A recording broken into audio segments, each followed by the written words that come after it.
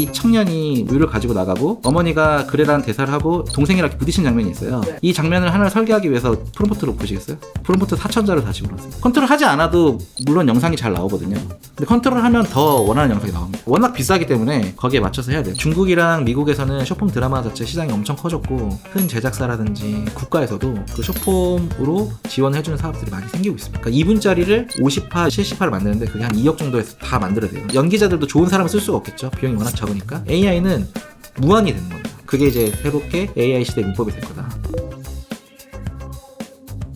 지금까지 어떻게 작업을 하게 되시는지, 예전에는 어떤 툴을 쓰셨고 요새는 또 툴이 바뀌면서 좀 워크플로우가 어떻게 바뀌는지 좀 얘기를 들었는데, 처음에 기획부터 시작해서 뽑아내는 그 하나하나의 좀 그 단계도 좀 궁금하긴 하거든요. 그래서 전부를 설명해 주실 수는 없겠지만 나는 이렇게 영상 만들 때 이렇게 만든다. 그 다음에 또 중요한 거는 요새 많이 생성해서 또 그 골라야 되잖아요. 제일 AI스럽지 않은 걸 고르는 건지, 아니면 무슨 이 중에서 내가 생각했던 이미지에 제일 비슷한 걸 고르는 건지, 뭐 그런 기준도 궁금하거든요. 그래서 이 AI 영상으로 작품을 만들 때 하나하나 단계를 좀 어떻게 하면은 지금 보시는 분들한테 도움이 될지 좀 설명을 해주시면 큰 도움이 될 것 같습니다. 일단은 말씀드리는 이런 워크플로우도 되게 중요하지만 AI는 점점 발달이 될 거예요. 그리고 점점 도와져서 아마 지금 7가지 단계를 나중에는 두 개의 단계, 3개의 단계로 줄여주는 역할을 분명히 할 겁니다.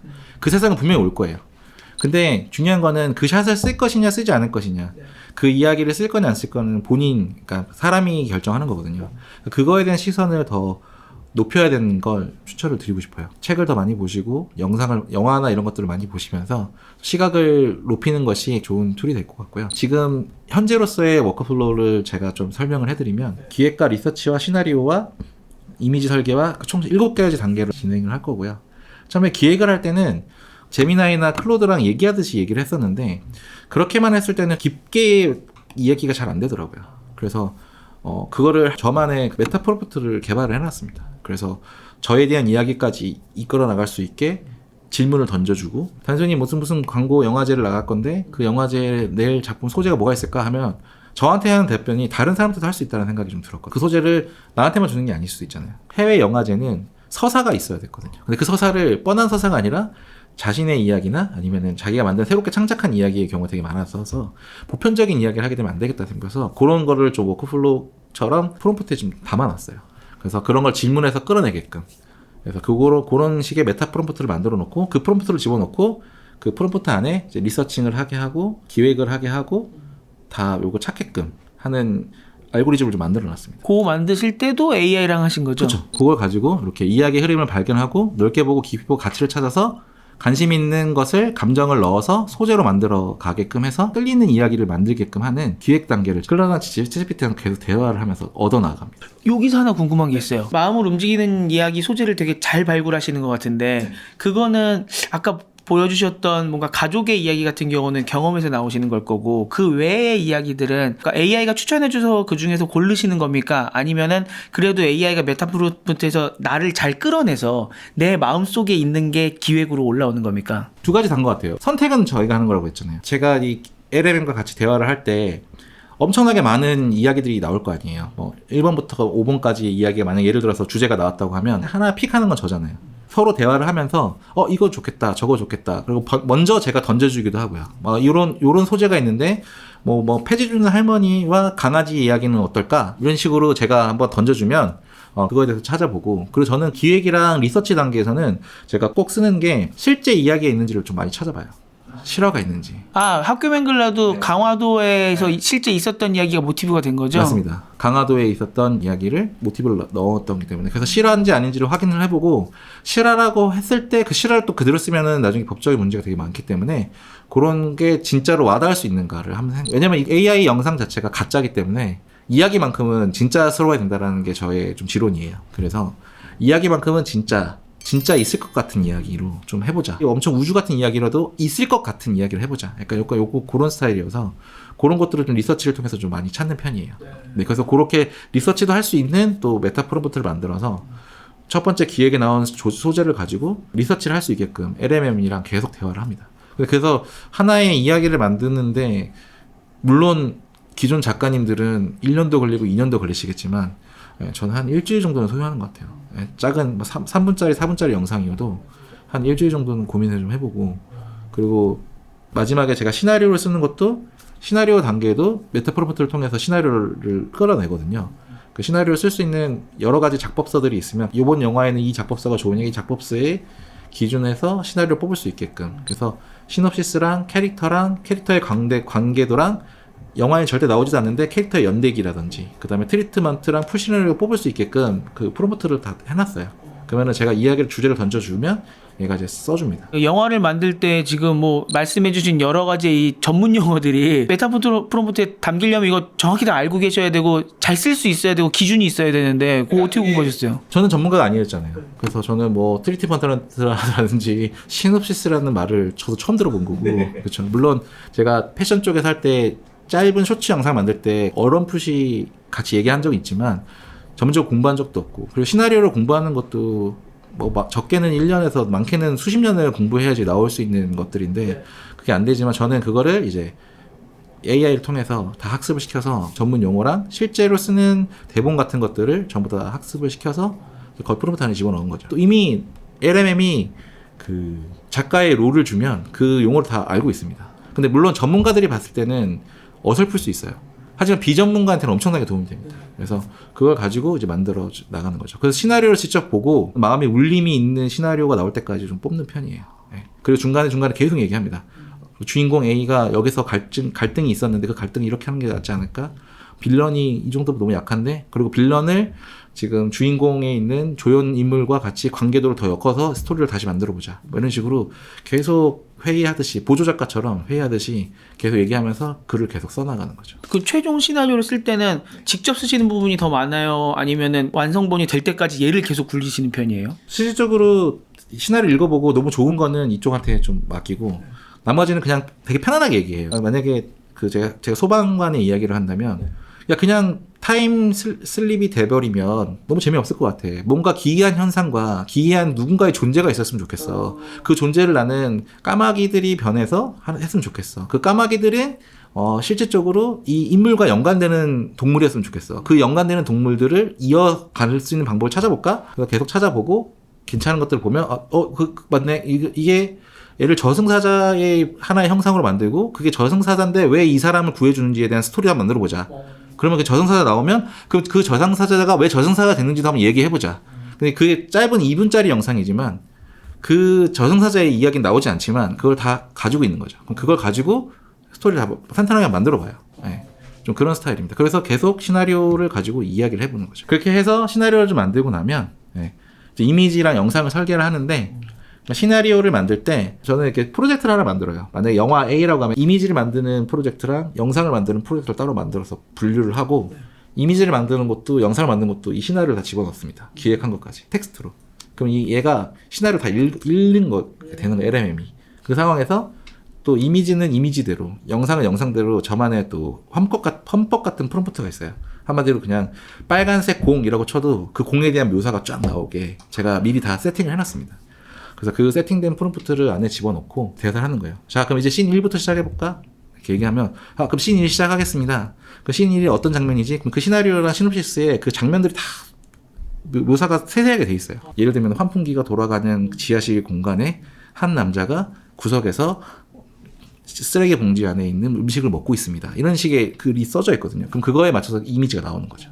그럼 거기에 맞춰서 자 이제 오늘은 캐릭터부터 뽑아보자. 그럼 시나리오를 읽고 거기 시나리오는 연대기를 보고 그 다음에 그 사람의 관계도를 보고 이미지를 뽑아주는 거예요. 보통 AI한테 맡긴다는 거는 빨리빨리 얘가 해줬으면 좋겠기 때문에 메타 프롬프트를 뽑아달라고 한 다음에 메타 프롬프트를 넣어서 얘가 뽑으면은 그래 그렇게 해줘. 보통 이렇게 많이 한단 말이에요. 근데 지금 말씀하신 거는 하나하나 신에 대한 묘사나 이런 게 나오고 얘가 여러 가지를 추천해주면 그거를 하나하나 세세하게 다 읽고 골라야 될 것 같은데 실제로 그렇게 다 읽고 하세요? 이미지나 영상은 직관적으로 보는 게 중요하기 때문에 실질적으로는 그냥 일단 이미 다 뽑아봅니다. 그래서 1000장, 2000장 뽑아보고 솔직히 그 이미지 메타 프롬프트를 만들어놔서 넣으면 저희 수업 때도 저 사실은 1000장씩 뽑던 사람이에요.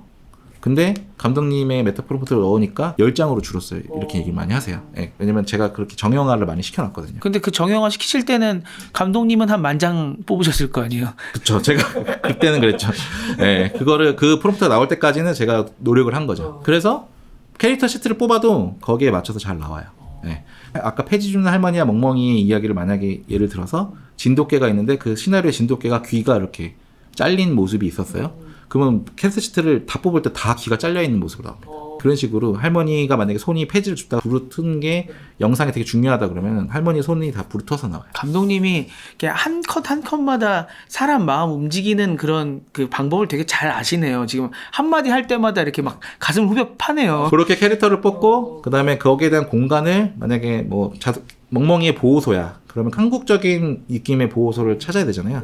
이미지가 나올 때까지 또 계속 LM이랑 같이 얘기하면서 뽑고 거기에 맞춰서 이제 할머니가 그 강아지를 찾으러 가는 장면이 제일 중요한 장면이면 치매에 걸린 할머니가 잠깐 돌아왔을 때 강아지를 찾아가는 그런 시나리오 좀 쓴 게 있거든요. 거기서 제일 극적인 장면이 어떤 걸까, 제일 한국스러운 게 어떤 걸까 생각해서 장면을 뽑아보고 그걸 가지고 영상을 만드는 거죠. 이렇게 이미지를 만들었으면 영상을 만드는데 옛날에는 이렇게 이 스토리보드를 만들었다면 지금은 아까 말한 것처럼 저는 이제 저만의 그 프롬프트가 있어서 그냥 씬 1, 자 이제 이미지 이거 뽑았으니까 캐릭터 1번, 2번 넣고 장소 이거 넣고 또 씬 1 알지? 씬 1이 어떤 내용이야? 그러면 얘가 시나리오를 쫙 읽어줘요. 그러면은 영상 프롬프트 뽑는 곳에서 그럼 그거 거기에 맞게끔 하자. 대사도 대본에 나와 있는 대로 대사를 해야 되는데 그 대사의 연기는 정확히 설정을 어떻게 했으면 좋겠어. 뭐 어떻게 슬픈 연기를 했으면 좋겠습니다. 이렇게 얘기하면 그렇게 그럼 프롬프트를 작성해줘 하면 작성을 해줍니다. 그러니까 예전 방식 같은 경우는 이게 감독님들도 보면은 나뉘는 것 같은데 영화 찍을 때 한 컷 한 컷 한 컷 한 컷이 다 내 머릿속에 있어서 이 연기자의 연기의 톤이나 이런 것도 내가 딱 원하는 게 있어서 그대로 주문하는 감독님들이 있으신가 하면 전체적인 얼개를 내가 쫙 갖고 있지만 배우들한테 좀 어느 정도 여유를 줘서 그 안에서 배우가 연기를 좀 자기의 해석을 좀 얹어서 자유롭게 좀 할 수 있게 놔두는 감독 이렇게 갈리는 것 같거든요. 예전 방식은 굉장히 마이크로하게 한 컷 한 컷을 다 컨트롤해야 되는 방식이라고 하면 지금 방식은 뭔가 조금 공간과 배우를 설정해 놓고 디렉션은 주되 그 안에서 자율성 언도가 조금 더 가질 수 있어요. 약간 이런 느낌이네요. 근데 그렇게 생각할 수 있는데 이거 한번 보여드릴까요? 보시면 달력에서 문을 열고 이 청년이 우유를 가지고 나가고 그다음에 우유 가져간다. 이 어머니가 그래라는 대사를 하고 동생이랑 이렇게 부딪힌 장면이 있어요.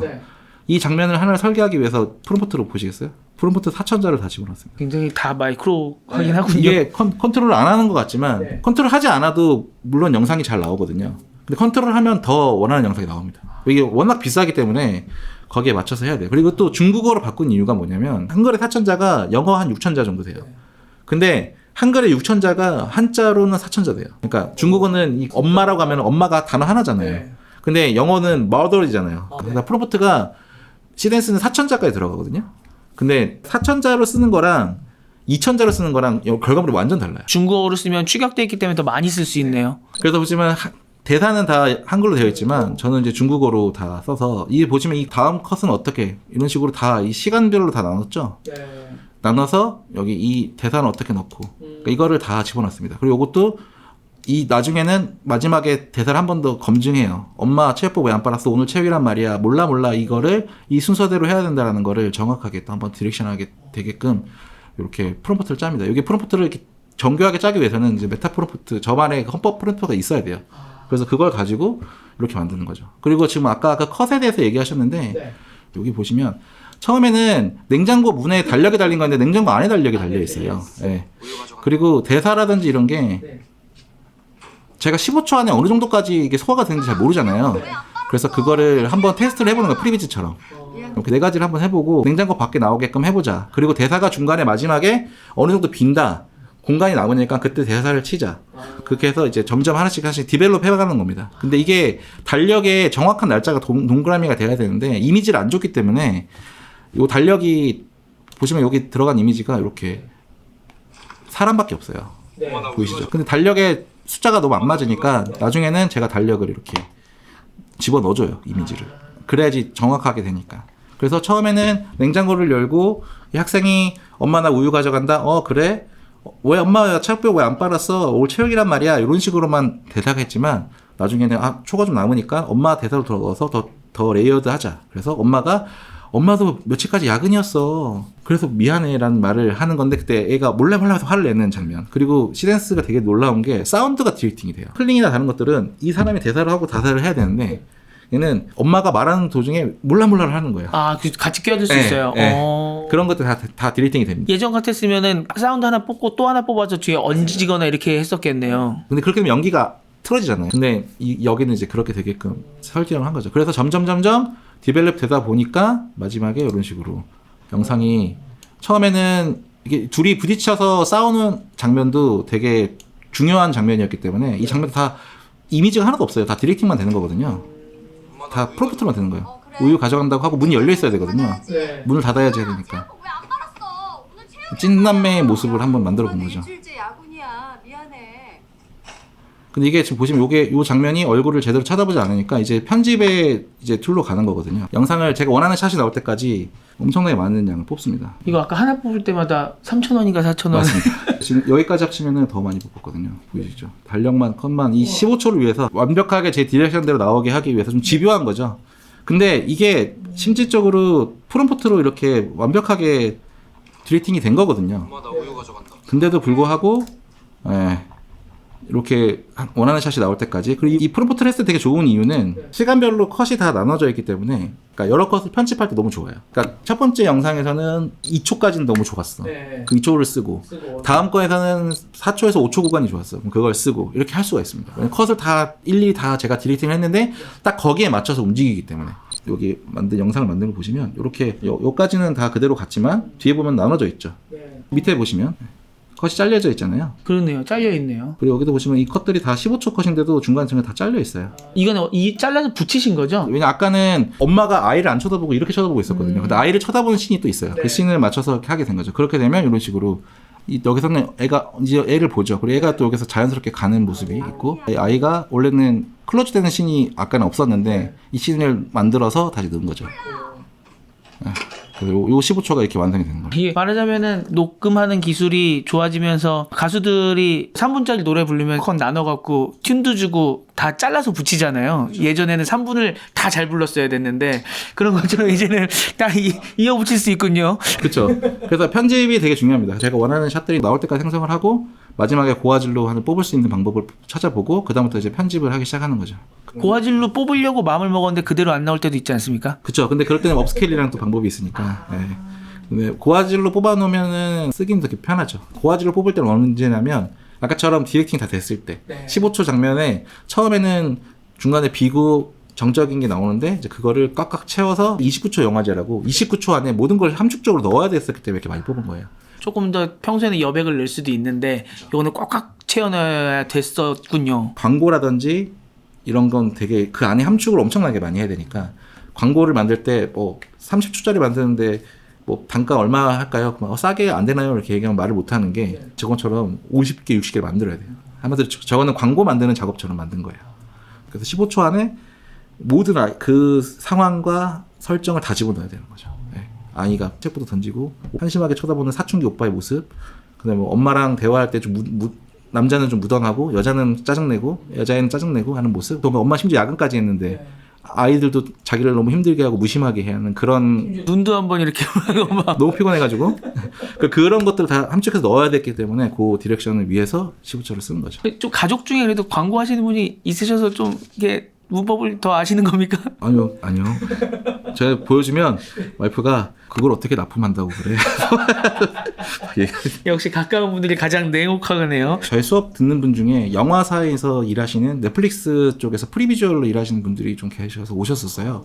왜냐면 그분들도 이제 VFX를 3D나 이런 걸 하시다가 AI 시대에 AI에 맞춰야겠다 생각해서 수업을 들으셨는데 근데 그분들이 저한테 얘기할 때 영상을 너무 잘 만드셔서 너무 좋아서 자기도 배우러 왔지만 이제는 영상 문법을 좀 배우시면 좋을 것 같습니다 라고 해서 자기가 그 영상 문법에 대한 그 자료를 다 주겠다고 하시더라고요. 서로 좀 주고받으시네요. AI 기술을 전수하시고 레거시 문법을 배우고 서로 이렇게 믹스해 나가네요. 네, 그 너무 고맙습니다 라고 얘기하고 그 다음 주에 수업이 왔는데 그 너무 궁금하잖아요. 그 제가 그냥 다 서치해버렸어요. 그래서 그걸 다 프롬프트로 만들었어요. 메타 프롬프트로 만들어서 제가 보여드렸어요. 그러니까 받기 전에 자료 받기 전에 그랬더니 눈이 동그래지면서 이런 미친 사람이 다 있나라는 식으로 저를 이상하게 쳐다보시더라고요. 그래서 그 자료를 결국에는 안 받았습니다. 진짜로. 나중에는 좀 되게 중요한 자료를 하나 주시긴 하셨지만 필요 없을 것 같다고 이미 다 아시고 계시다고. 그다음부터는 이제 그런 것들을 이제 지켜나가면서 영상을 만들다 보니까 조금 시간이 좀 오래 걸려요. 뭐 엄마가 왼쪽에 있으면 무조건 왼쪽에 있어야 되는데 화면에 어느 순간 오른쪽에 가면 저는 그 샷을 안 써요. 네. 그리고 냉장고가 이렇게 첫 번째 냉장고가 열려 있는데 두 번째 냉장고, 세 번째 냉장고가 열린 걸로 나오면 그 샷을 안 쓰고 그다음에 이 여자아이의 동선이 오른쪽에서 왼쪽으로 가야 되는데 왼쪽에서 오른쪽으로 간다면 그 샷을 안 쓰고 약간 이런 식으로 저만의 그 원래 영상 문법을 지키려고 하는 곤조가 생겼어요. 네. 그래서 그게 50장, 60장이 가는 겁니다. 그게 아니라고 하면 3-4개로 끝나요. 네. 근데 그게 되게 중요한 것 같은 게 요새도 SNS 같은 데 올라오는 이거 AI로 뽑았는데 너무 진짜 같지 않아요? 라고 할 때 불편한 게 딱 보일 때가 어떤 때냐면 예를 들어 카메라가 뭐 뒤에서 비치고 있었는데 이렇게 이동을 했으면 다음 컷에서 반대편에서 비쳤을 때 얘가 이렇게 나와야 되는데 뭐 반대편으로 얘가 이동하고 있다거나 이러면 아 이거 AI는 그냥 바로 느껴지거든요. 그죠. 그게 점퍼컷이라고 하는데 네. 저도 그게 되게 불편하거든요. 이 영상이 연결이 돼야 되는 느낌을 저는 꼭 지켜야 된다고 하기 때문에 그래서 그렇게 영화적인 문법을 다 지켜서 첫 번째 만든 게 레오라는 영상이 있어요. 고양이가 나오는 영상이 있는데 클링도 없었을 때, 클링 3.0도 없었을 때였어요. 올해 초였는데 그때 배우 3.1을 가지고 1분짜리 영상을 만드는데 한 2주 걸렸습니다. 그 다 문법을 지켜야 되기 때문에. 그래서 공간도 다 맞춰서 했고 공간이 만약에 이 여기서 보이는 장면이 저쪽에서 화분이 있었으면 다음 장면에서도 다른 각도에서 그 화분이 그 위치에 있어야 되는 거예요. 이미지를 다 맞춘 거예요. 근데 지금은 옴니 레퍼런스로는 그렇게까지는 할 필요 없지만 그때 당시에는 좀 그렇게 좀 오래 걸렸던 작업이 있었습니다. 그걸로 인해서 많은 분들이 저한테 연락을 많이 주셨고 많이 좋아해 주셨었어요. 그러니까 저는 그래서 자부하는 게 시센스 2.0이랑 클링 3.0만큼의 퀄리티를 전 배우 3.1로 뽑을 수 있거든요. 저는 할 수 있어요. 그리고 저뿐만 아니라 기존의 영상을 잘 하시는 분들은 하실 수 있어요. 근데 클링 3.0이랑 시센스가 나온 거죠. 누구나 다 할 수 있게 되는 거잖아요. 그게 변별력이 떨어지는 것 같아서 좀 중간에 현타도 많이 오긴 했었어요. 그래서 기존의 영상을 잘 하시는 분들이 아마 시센스나 클링이 나오면서 좀 스트레스 많이 받으셨을 거예요. 그건 나만이 할 수 있는 영역이었는데 이제는 누구나 다 할 수 있는 영역으로 바뀌면서 조금 그런 부분이 아마 있을 겁니다. 그래도 좋은 이야기를 좋은 영상으로 뽑아내야 된다라는 의무감이 더 생겼고 그래서 좋은 이야기를 기획하고 하는 분들이 이제 더 리스펙트하게 되고 아, 나 AI 영상 이 정도 만들어 이게 아니라 이제 이런 이야기를 여기에 어떻게 담아낼까 약간 이런 고민을 하기 시작한 것 같습니다.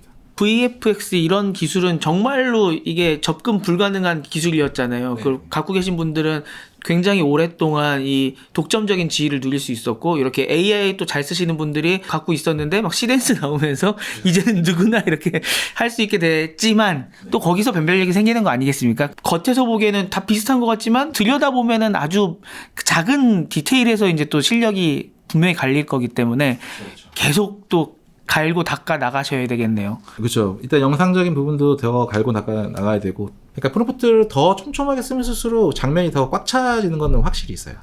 그래서 그런 것들을 더 신경 쓰고 스토리도 잘 쓰고 서사를 잘 담고 그걸 어떻게 연출하냐 그게 더 중요한 것 같다라는 생각을 좀 하고 있습니다. 지금 듣다 보니까 이렇게 뭐만 있으면 그냥 바로 배워갖고 한 일주일만 다 끝내버리시는데 본인의 그 뭔가 이 발전 속도라든가 이런 것도 체감이 되십니까? AI를 쓰기 전까지는 이 모든 걸 배우기 위해서는 엄청나게 많은 시간이 필요했었잖아요. 그림을 그리는 것도 그렇고 저도 원래는 미대생이었기 때문에 그래서 디테일이 있으시군요. 패션 디자인 전공했으니까 중요한 거는 몸으로 체득하는 게 되게 중요하다고 생각을 해요. 그래서 AI로 지식을 진짜 쉽게 얻을 수 있는 것이 있어서 그 전에 저는 뭔가 시도를 하기가 되게 어려웠었어요. 왜냐면 체득하는 시간이 너무 오래 걸린다고 생각을 했거든요.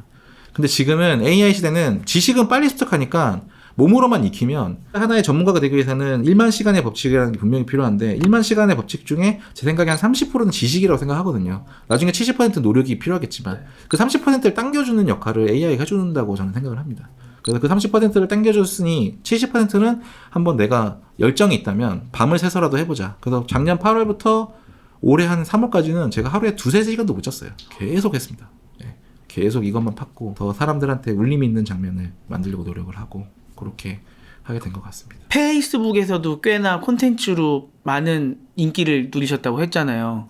공중파나 영화관에서 영상을 볼 수밖에 없었던 시대가 있었고 케이블 TV가 나오고 이러면서 24시간 영상을 보다가 이제는 OTT로 24시간 영상을 봐도 도저히 다 소화할 수가 없는 시대가 됐고 유튜브에 이제 틱톡 막 쇼폼까지 왔잖아요. 근데 이제 AI까지 툴이 들어왔단 말이에요. 이 AI 시대 영상의 문법은 뭐 어떤 게 될 거라고 예상하십니까? 저희 아들만 봐도 그렇고 요즘에 10대들을 봤을 때 5분 이상 영상을 잘 못 본다고 하더라고요. 그래서 지금 한국의 드라마라든지 롱폼들의 현실은 대부분 다 40대나 50대들이 소비를 하고 있고 20대나 10대는 정말 유명한 거 아닌 이상 보지 않고 대부분 다 유튜브를 보고 있잖아요. 아무래도 쇼폼 형태가 더 유행을 할 수밖에 없는 상황이 올 겁니다. 지금도 벌써 유행하고 있죠. 중국이랑 미국에서는 쇼폼 드라마 자체 시장이 엄청 커졌고 그런 영상들이 아마 이제 주류가 되지 않을까 좀 생각을 하고 있고 이미 큰 제작사라든지 국가에서도 그 쇼폼으로 지원해주는 사업들이 많이 생기고 있습니다. 네, 그리고 많은 기성 시대의 감독님들이 쇼폼 드라마에 많이 들어갔고 이전까지는 쇼폼 드라마가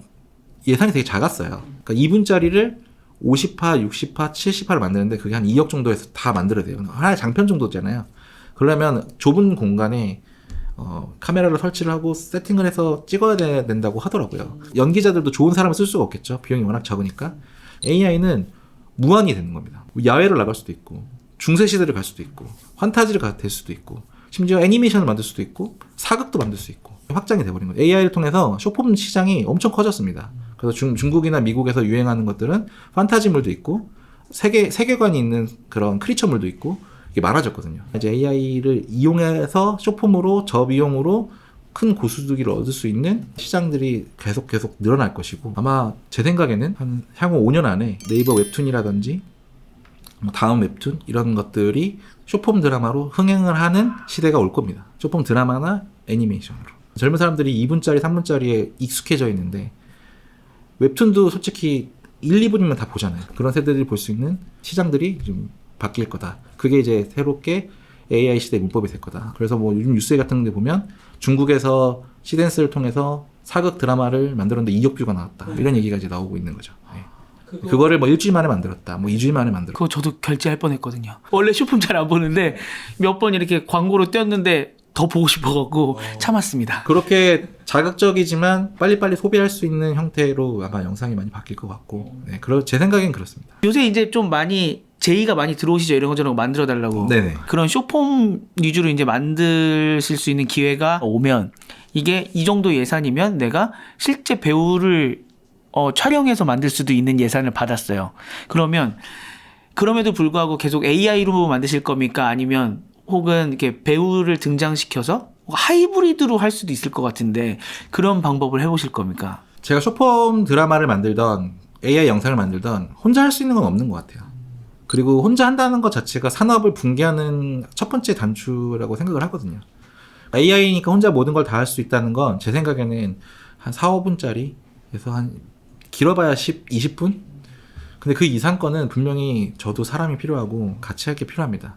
그래서 AI 영상을 하더라도 분명히 팀 작업으로 들어가야 될 거고 그래서 예산이 많은 게 분명히 필요할 거고 그리고 하이브리드라는 거는 정말 지금 하이브리드가 엄청나게 각광을 받고 있긴 하거든요. 결국에는 배우라는 캐릭터가 분명히 필요하기 때문에 근데 AI 감독으로서 만약에 그런 제의가 먼저 들어와서 하이브리드를 하게 된다고 하면 저는 오히려 더 좋을 것 같아요. 여러 부류의 사람들하고 같이 한번 일을 할 수 있게 되고 한번 경험을 해보는 건 안 해보는 건 다르기 때문에 제가 먼저 기획자가 돼서 제가 예산을 받았다면 그분들을 섭외해서 한번 만들어보는 것도 한번 좋은 생각이라고 생각을 하고 있습니다. 지금 저희가 이제 얘기했던 거는 주로 재미로 볼 수 있는 것들이 많은데 지금 AI 영상이 예를 들어 다큐멘터리라던가 뉴스 이런 쪽으로도 이렇게 퍼져나갈 수 있을까요? 다큐멘터리에도 AI 영상이 되게 많습니다. 특히 재연 영상이라든지 조선 시대 때나 아니면 역사 고증물도 역사 스페셜 그 작품을 보면 전부 다 실사로 촬영을 했었잖아요. 네. 근데 이번에는 아예 AI로 다 대체했더라고요. 하이브리드죠. 품질이 되게 좋게 나왔습니다. 그리고 저도 미국 에미상 노미네이트 받으신 한국인 감독님이 계신데 다큐멘터리 그 작품을 한번 했었어요. 옛날 사람들을 고증해야 되니까 흑백 사진을 이제 움직이게 해서 사람처럼 작동하게 해서 그거를 고증할 수 있는 장면들이 되니까 AI가 여러 분야에서 쓸 수 있다고 생각합니다. 그리고 뭐 경제 TV라든지 이런 방송에서도 뭐 그래프가 올라간다든지 이런 것들은 다 AI 영상으로 다 대체할 수 있으니까 아마 산업적인 부분에서 많은 부분이 AI 영상으로 대체되는 부분이 아마 있을 것 같습니다. 오늘 정말 노하우까지 공개해 주셔서 너무 감사드리고요. 마지막으로 하나 여쭤보고 싶은 게 있는데 지금까지 만드신 작품 중에 제일 마음에 드는 작품 하나 좀 보여주시면 안 돼요? 이유와 함께 왜 마음에 드시는지. 이게 배우 3.1로 만든 You useless piece of shit! The king is starving! My bowl is empty! Wake the hell up!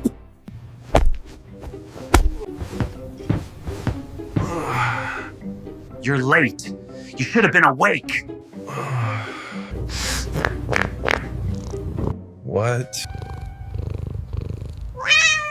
Leo, I was working on a song last night.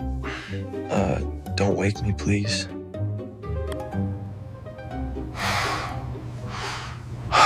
This guy is seriously so lazy.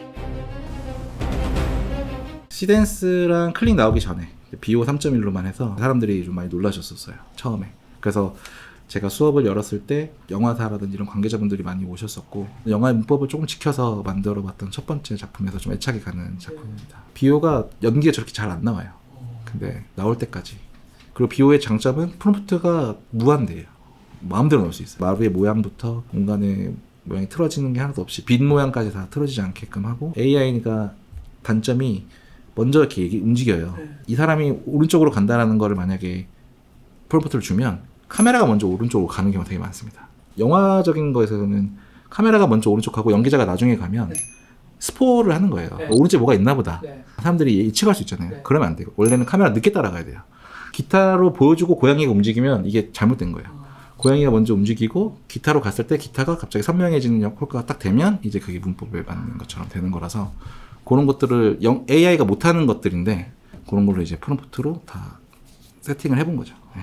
아마 기존 레거시 분들이 이 이야기를 들으면 야 별것도 아닌 걸 참 그렇게 한다 하지만 되게 그런 겁니다. 아니 그거를 알고 만들어야 되는 거잖아요. 드라마 같은 경우에는 좁은 공간에서 영상을 만드는 게 제작비가 적게 들고 뭐 아침 드라마 같은 경우에는 카메라 세팅해놓고 계속 여기서 찍잖아요. 근데 AI는 반대입니다. 좁은 공간에서 하는 촬영이 어려워요. 제일. 왜냐면 커튼이 이 모양에서 이 모양을 지켜줘야 되는데 항상 바뀌거든요. 이 화분도 이 위치 여기 있어야 되는데 이동을 해요. 자기 혼자. 그러면 안 되잖아요. 그런 걸 다 맞춰야 되기 때문에 AI는 반대로 기존에 찍는 분들이 봤을 때 제일 쉬운 게 제일 어렵습니다. 대신에 막 광활한 우주 뭐 대지 위에서 촬영 이런 건 너무 쉽지만 네, 공간이 계속 바뀌니까 그런 것들이 좀 달라서 아까 그 작은 방 안에서 일어나는 일들을 만드는 게 상당히 어려웠다. 감독님 어떻게 보면 이제 한 1, 2년 사이에 업이 바뀌셨잖아요. 네. 그리고 이제 많은 분들이 AI 때문에 그런 업에 바뀌는 경험을 좀 하게 되실 텐데 뭐 영상을 배워보고 싶으신 분들 그리고 또 업의 변화를 이렇게 경험하실 분들 이분들을 위해서 좀 마지막으로 해주실 말씀이 있다고 하면 좀 뭐가 있을까요? 경험이라는 거는 사람이 할 수 있는 유일한 행위라고 생각을 합니다. 이 시대의 흐름에서 AI를 써보지 않은 사람과 써본 사람들의 부류가 나눠진다고 생각을 하거든요. 기업에서도 AI를 쓴 사람과 안 쓴 사람을 지금 부류가 나눠지듯이 영상도 만약에 자기가 하고 싶은 이야기가 있다면 시도를 해보시는 게 좋을 것 같습니다. 물론 뭐 올해 말이나 내년 초가 되면 지금보다 더 쉽게 영상을 만들 수도 있겠지만 그래도 영상을 한번 만들어 보는 것과 만들어 보지 않은 것의 차이는 엄청나게 크거든요. 아무것도 몰랐던 저도 A를 통해서 배우고 시간을 단축을 시켰고 그래서 이게 되는구나. 그런 것들을 한번 경험해 보시면 어느 순간 자기도 모르게 새로운 일들을 하고 있는 자신들을 발견할 수 있다는 것을 좀 보고 있습니다. 그리고 최대한 빨리 하는 게 좋다고 생각합니다. 또 AI 영상도 제 생각에는 올해가 마지막 기회일 것 같아요. 기존에 계셨던 엄청나게 수많은 성을 쌓아서 20-30년 동안 철옹성 같이 만들어놨던 그분들의 틈을 비집고 들어갈 수 있는 기회가 작년하고 올해밖에 없다고 생각을 하거든요. 저는 8월에 시작했지만 6개월 빠른 2월이나 그 전 11월에 AI를 하신 분들이 카이스트도 강의를 나가고 계시고 심지어 20대 분 친구들도 대기업의 회장님하고 카톡을 하면서 특강을 하고 있고 그게 불과 6개월 차이였거든요. 그래서 그 6개월 차이를 어떻게 간극을 좁힐까 생각을 많이 했었고 꾸준히 제가 하고 싶은 걸 했더니 그게 채워져서 지금은 유명한 곳에서도 강의도 하게 되고 영상도 뭐 대기업들한테 수주를 받게 되는 사람이 된 것 같거든요. 그래서 지금 최대한 빨리 움직이셔서 올해 안에 본인이 하고 싶은 것들이 있다면 그 영상을 한번 영화제나 이런 데 제출해 보시면 아마 좋은 결과가 있을 겁니다. 네, 오늘 장시간 이렇게 노하우도 공유해 주시고 또 좋은 말씀해 주셔서 너무 감사드리고요. 앞으로도 맹활약해 주시길 기대하겠습니다. 네, 감사합니다. 또 뵙겠습니다. 미래를 먼저 보다 티타임즈.